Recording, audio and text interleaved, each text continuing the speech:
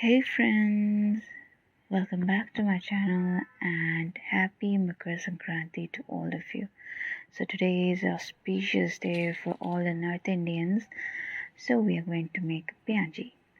So first take finely chopped onions, then green chilies, then add haldi, then red chili powder, then add salt and add oil, little bit of any oil you can use. Then basin, mix it properly and make a dough, small dough. Okay, then fry it on a pan, then fry it until it turns brown, golden brown.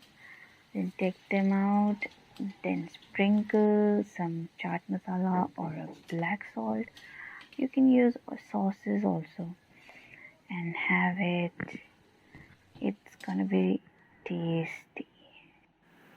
Thank you for watching, guys. Please subscribe my channel. Lots of love.